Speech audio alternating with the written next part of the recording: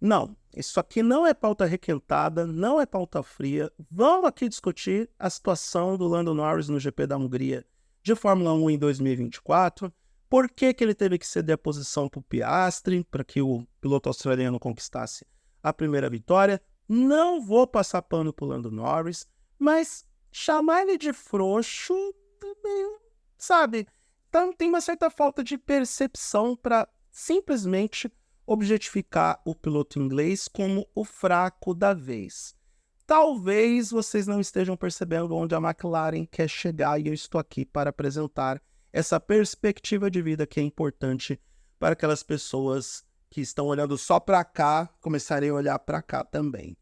Eu sou Eduardo Moreira, você está no @o Eduardo Moreira, um hub de conteúdo de cultura pop, entretenimento, música, esportes e variedades. Eu falo sobre o que eu quiser aqui.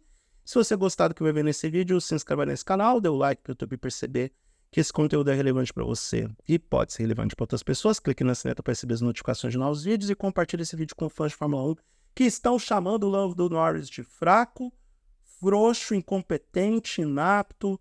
Olha, espancaram a cara de tudo quanto é jeito. Para começo de conversa, todo o BO que aconteceu no GP da Hungria em relação à McLaren como um todo é um BO que tem que ser pago pela própria McLaren. A partir do momento que os eventos em pista acontecem, as estratégias precisam ser alteradas.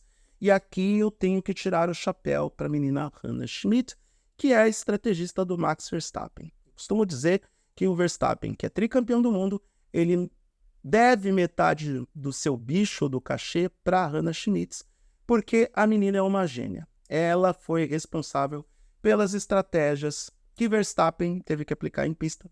E aí você precisa de um piloto competente como é Max Verstappen para que as estratégias funcionem. Então, ter um estrategista na Fórmula 1 de hoje é importante. E no caso do GP da Hungria, os estrategistas falharam. Assim como Lando Norris também falhou. E é por isso que eu não vou passar pano para o piloto inglês. Não é a primeira vez que o Lando Norris larga mal, e esse é um dos grandes calcanhares de Aquiles, ou o grande calcanhar de Aquiles, que o Norris tem como piloto de Fórmula 1. E isso ele tem que resolver com ele mesmo. E no caso da Hungria, numa pista que é de difícil ultrapassagem, onde a McLaren estava assim com um carro dominante do final de semana, ele sabia muito bem que se ele largasse direito e terminasse a primeira curva na frente, que ele teria a vantagem técnica para sustentar essa primeira posição. E aí não importa se passasse um furacão no autódromo ou se caísse um meteoro na Terra, ele venceria a corrida porque tinha a estratégia adequada, tinha um carro competente e poderia conduzir a McLaren para a vitória. Acontece que o Norris acreditou que um three-wide funcionaria logo na largada. Foi disputar a curva com o Verstappen, que fez a tangência por fora, foi lá para lá de Deus me livre e ultrapassou o Norris logo na primeira volta. A gente pode discutir se o movimento é válido ou não, mas depois o Verstappen, para não ser punido, devolveu a posição para o Norris, mas naquela altura do campeonato o piloto inglês já tinha perdido muito tempo em relação ao próprio Piastri, e depois que assumiu a segunda posição, ele, Norris, se manteve na estratégia que antes estava concebida para um cenário onde ele terminaria a primeira curva na frente, algo que não aconteceu. E o que eu estou falando especificamente? Poupar equipamento, poupar pneus. Todo mundo sabe que a pista da Hungria devora os pneus, e tanto que a Pirelli colocou a gama mais macia para não ter tanto impacto assim em relação ao consumo dos pneus. E o Norris largou de pneus médios e seguiu com a estratégia tal e como se ele estivesse em primeiro. Ele e a equipe McLaren, porque essa estratégia, essa mudança de estratégia do Norris deveria ter sido sugerida durante a corrida. Quando a McLaren percebeu que o Norris perdeu tempo em relação ao Verstappen, não conseguia se aproximar do Piastri porque estavam seguindo a estratégia original, o plano A, e se deu conta de que poderia perder a posição para o Lewis Hamilton, algo que, na minha opinião, não aconteceria, eles se viram numa sinuca de bico e tiveram que, entre aspas, sacrificar a corrida do Piastri para proteger o Norris, porque Muita gente fala que o Norris poderia ter parado depois do Piastri, o Piastri poderia ter antecipado a sua parada, mas isso poderia efetivamente sacrificar a vitória da McLaren no GP da Hungria, por incrível que pareça, apesar de eu entender que naquela situação, naquela prova, a Mercedes não tinha carro para competir com as McLarens e Hamilton não alcançaria a liderança daquela corrida. Na minha concepção, era assim. Por outro lado, se desse sopa para azar, Norris ou Piastri poderiam cair lá no bolo da confusão com Hamilton, Verstappen, Sainz, Leclerc e toda aquela turma que estava andando relativamente próximo. O Oscar Piastri foi refém de tudo isso e quase teve a corrida sacrificada porque os estrategistas da McLaren não tiveram a competência de mudar a estratégia do Lando Norris. E aí depois veio toda aquela novela, toda aquela polêmica, mais de 10 voltas insistindo para o Norris devolver a posição para que o Piastri tivesse a sua primeira vitória. Eu entendo que a vitória para o Piastri é justa. Ele fez aquilo que estava ao seu alcance e com competência. Ele liderou 2/3 da corrida com plena competência, com o equipamento que tinha, seguindo a sua própria estratégia e com méritos na frente. A corrida dele seria sacrificada para que Norris pudesse vencer e aí muitas pessoas falam, bom, o Norris não tinha que ter devolvido a posição porque, afinal de contas, ele é o vice-líder do campeonato e ele teria uma chance de ser campeão do mundo se ele conquistasse aquela vitória, uma vez que o Verstappen estava em quinto e pontuando muito menos. A diferença de pontos de 15 para 8 é considerável, levando em consideração, e aqui eu estou sendo redundante, levando em consideração uma disputa de campeonato. Eu concordo com essa teoria. O que eu não concordo muito é com o cenário que o Norris pode ser campeão do mundo. Não vai ser.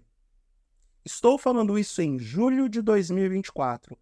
O tetracampeão do mundo ou campeão mundial de 2024 será Max Verstappen. Por mais que algumas pessoas não gostem dessa possibilidade, mas o Verstappen vai vencer o campeonato e temos elementos para isso. Por pior que seja a fase da Red Bull, por uma fase que o carro não é o melhor, e aí a gente começa a questionar o desempenho e performance do próprio Verstappen, os erros que ele está cometendo porque ele está andando no limite, o destempero que ele está apresentando, o acabou o amor, sendo que ele brigou até com a Hannah Schmitz durante a prova, o comportamento infantil, a impulsividade, tudo que está dando de errado por Verstappen nesse momento, e ele continua pontuando. Tá, ele não está mais chegando em segundo ou terceiro quando tudo dá errado, ele está chegando em quinto. Eventualmente pode acontecer dele ter o título ameaçado? Pode, eu não posso também cravar em pedra fria. Eu tô cravando em pedra fria, na verdade. Mas, tá, eu tô afirmando que o Verstappen vai ser tetracampeão. Mas, é claro que podem acontecer mudanças. Mas, sinceramente, eu não vejo essas mudanças acontecerem a ponto de tornar, neste momento, o Lando Norris candidato ao título mundial. Não acho que vai acontecer. Não acho que o Verstappen vai perder esse título, porque, basicamente, ele é consistente e o RB20 não é um carro da Vilcarbi. Ele ainda é um carro muito competente, ele ainda é um carro que oferece ao Verstappen condições de ser competitivo. Se o Verstappen está sucumbindo à pressão porque sabe que não tem o melhor carro, é um outro departamento e eu vou gravar um vídeo sobre isso. Agora, que com este carro o Verstappen pode ser campeão mundial, isso é fato. E com a gordura que ele acumulou na primeira metade da temporada, onde, mesmo na má fase, ele teve 3 vitórias contra as outras 5 de diferentes adversários, sendo que a própria McLaren só conseguiu 2 vitórias nesse período, a gente pode ver que o Verstappen está com seu título mundial, por enquanto, encaminhado e não ameaçado. O que a McLaren quis dizer com os recados do tipo, você não ganha um título mundial sozinho, você vai precisar da ajuda do Oscar Piastri? Dava até para imaginar que era um coach de finanças falando no rádio do Norris nas últimas 10 voltas. O que a McLaren quer é o título mundial de construtores. Não podemos nos esquecer que o campeonato de Fórmula 1 é um campeonato de equipes. A gente dá muito destaque para os pilotos porque eles se tornaram protagonistas ao longo dos últimos 50 anos. Eles são os heróis dentro de um carro, eles são os caras que arriscam a vida em toda a prova. Eles são os caras que são os protagonistas do espetáculo como um todo. Porém, para o negócio Fórmula 1, para as equipes que estão ali investindo dinheiro, pesquisando tecnologia e construindo carros, o que importa é o campeonato de construtores. Ele é tão importante quanto o campeonato de pilotos, até porque o campeonato de construtores rende grana para as equipes. Agora, pense na situação do Zac Brown. Se coloque como o Zac Brown antes de eu terminar esse vídeo. O Zac Brown teve que reconstruir a McLaren, que veio de um desastre co-protagonizado, patrocinado pelo Ron Dennis, não só por causa do escândalo de espionagem lá atrás, mas com todas as tretas que ele teve também com a Honda ao longo do período final dele na cabeça da McLaren. A McLaren foi vendida por um grupo de investidores, tem o Zac Brown à frente. Essa mesma McLaren que teve que ser reconstruída nas questões estruturais e financeiras, tijolo por tijolo, pedaço por pedaço, e agora tem o melhor carro no grid. Não vamos nos esquecer que quando essa era do efeito solo começou, a McLaren estava lá atrás. Era o carro de fundo do grid. E agora a McLaren está no topo. O trabalho do Zac Brown é incrível. O trabalho que o André Stella fez é incrível. O trabalho que o Lando Norris fez ao apostar e acreditar que a McLaren entregaria um carro vencedor para ele é incrível. Tem muito mérito do Lando Norris nisso. Então, não se iluda. A McLaren não está pensando no título de pilotos. Está pensando no título de construtores, porque esse é real, viável e tangível.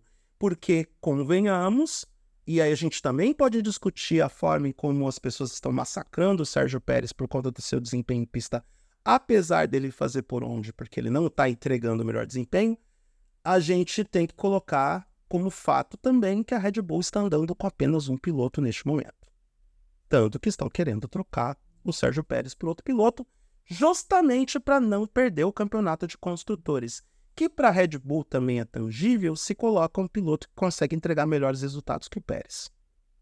O cara não precisa nem vencer 3, 4 provas seguidas, porque, convenhamos, a Red Bull tem o Max Verstappen, que é, neste momento, um piloto que está um degrau acima dos outros. Se bem que temos asteriscos nisso também. Então, toda essa equação que aconteceu na Hungria, eu não coloco tanto nas costas do Lando Norris. Mesmo. Eu sei que Verstappen, Piquet, Senna, Schumacher, Alonso, Hamilton, vários outros pilotos não fariam exatamente a mesma coisa, mas todos eles estavam em cenários muito diferentes do que o Norris está nesse momento na McLaren. Eu entendo que toda essa situação que aconteceu na Hungria é muito mais culpa do Norris porque ele não sabe largar direito, e se ele tivesse completado a primeira curva no circuito da Hungria, naquela primeira volta, essa polêmica basicamente não existiria, porque ele poderia manter o seu plano na corrida, poderia manter a sua estratégia, que ele não seria afetado pelos demais acontecimentos. Ele não seria afetado pelo tempo que ele ficou atrás do Verstappen, ele não seria afetado pela obrigatoriedade de poupar pneus para poder ter a vantagem que a McLaren tem no final das corridas, ele não seria afetado pelo fato do Oscar Piastri ter feito um excelente trabalho para poder conduzir a McLaren dele à sua primeira vitória. Chamar o Norris de frouxo é algo relativo. E eu não estou passando pano para o Norris, mas eu acho que esse BO todo da Hungria está muito mais por conta da McLaren, que errou sim ao não alterar a estratégia do Norris, que errou em não ter mandado o último recado, ou você troca com o Piastri a posição, ou você vai ter consequências. Errou em uma porção de coisas, e aí talvez seja pegar pesado demais em chamar o Norris de frouxo. Tudo bem, se fosse em outros termos, em outras circunstâncias, até eu chamaria o Norris de frouxo porque ele estaria abdicando de um título mundial. Mas me custa acreditar que nesse momento ele é o principal contender contra o Max Verstappen, porque o título do Verstappen ainda não está ameaçado. E é isso.